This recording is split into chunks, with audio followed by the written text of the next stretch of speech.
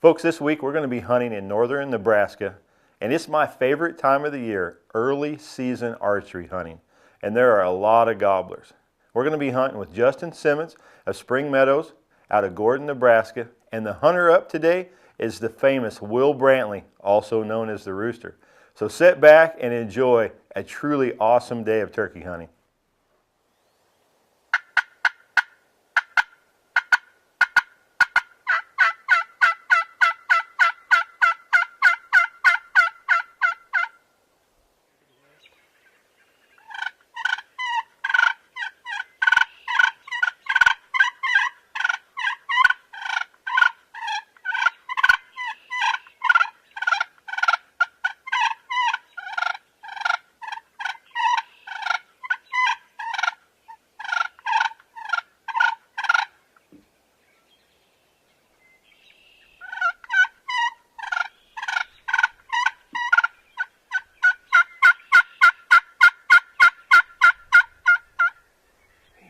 Jakes to come in here.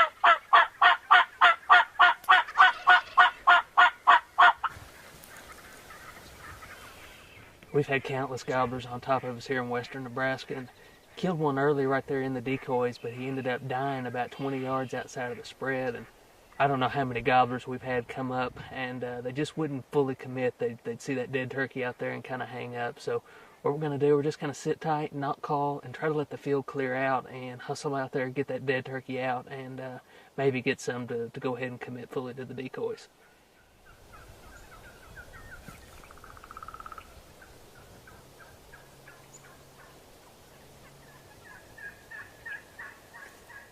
Alright, so we've been sitting here forever. Can't get these turkeys to leave the field. Every time we think they're going to leave, they turn around and they come back out to the middle.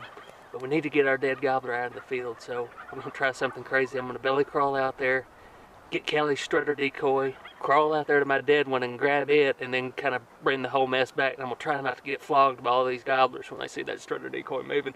And I'm going to be completely unarmed because I can't carry my bow and drag a turkey and all that. So give it a try and see what happens.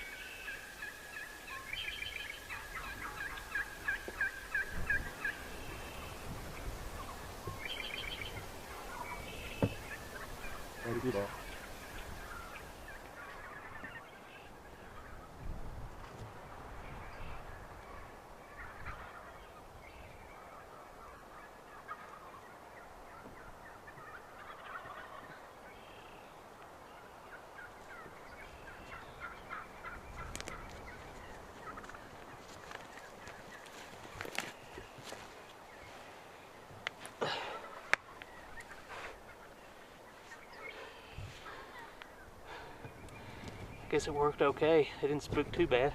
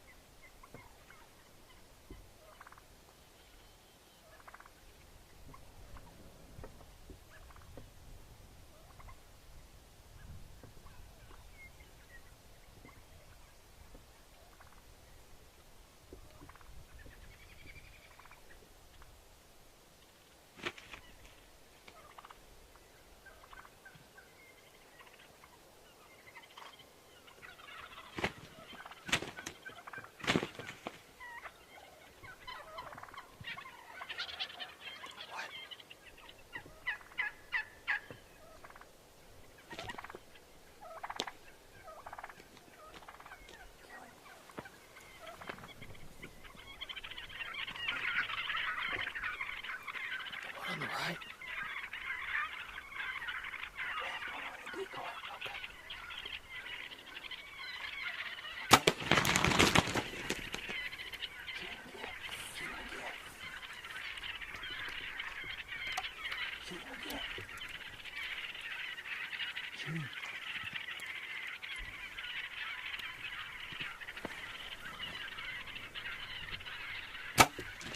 I missed him.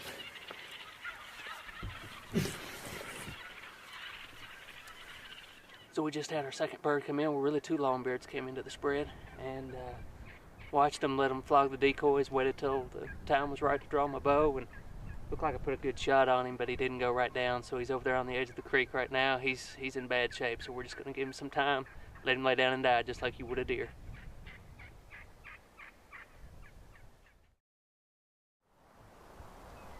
All right, so we were turkey hunting in western Nebraska this morning, and you know, I've turkey hunted all over the country and killed a bunch of turkeys and had a lot of good times, but I don't know that I've ever had a morning quite like we had today. We had 100 turkeys in the field at least. We counted 23 strutters at one point. They were coming in and out of the decoys, gobbling like crazy. We just physically got tired of calling, and we were hunting with Justin Simmons with Spring Meadows, and you can see, you know, we killed some cool birds this morning. This one on my left, you know, kind of looks like a, you know, a really pure white fan Merriam's, and this one on my right is a hybrid.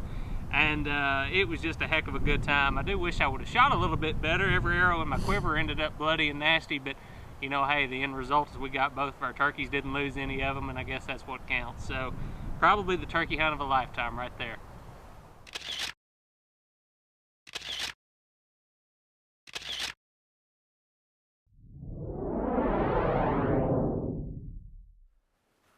Well, folks, after watching that hunt, you can see why I love northern Nebraska. There are a lot of turkeys in the early archery season. They're still in big flocks, and it gives you a good chance to check your calling, check your decoy setup, and learn a turkey's behavior, because you get a lot of time to watch them. That particular hunt lasted about 3 hours. So let's talk about why we were successful on that day. Tip number 1, and you can see why it is, it's aggressive calling. When you have that many turkeys around you, over 200 probably that day around us, if you want to get their attention, you want them to come to your decoy spread, you're going to have to call aggressively. Use your mouth call, use your slate call, and folks, you're going to call until you get tired of calling. Aggressive power calling. And tip number 2 is when you have a dead turkey outside your decoy spread, and a turkey comes in and hangs up on it, that right there is going to immediately tell you that every turkey that comes in is going to probably hang up the same way. And we had multiple gobblers hang up on that dead turkey. So Will, he crawled out, used the Jake decoy to hide himself, went out, got the dead turkey out of the spread. We got set back up, and folks, it wasn't 45 minutes, maybe an hour later, we were right back in the action. And tip number 3 is, when do you draw on a large flock of turkeys in your decoys? Well, folks, it's very simple. Only worry about the one that you're going to shoot. You got a big gobbler in, he's the one you want. You keep focused on him, completely disregard all the other turkeys. On that day, Will had a hen probably 3 or 4 steps from him. We had turkeys all around us on both sides, turkeys in the decoys. But when he made his decision to shoot, he focused on the turkey that he wanted to kill. He waited until he couldn't see his head, drew his bow, waited for the perfect shot, and made it. So folks, don't worry about all the other turkeys that are around you. Only worry about the turkey you're going to shoot. Folks, if you follow these 3 tips, use aggressive calling, move the dead turkey out of the decoys, and focus only on the turkey that you want to shoot in the spread, I know you're going to have a more successful early spring turkey season. Folks, thanks for being with me right here today on the 15-Yard Files.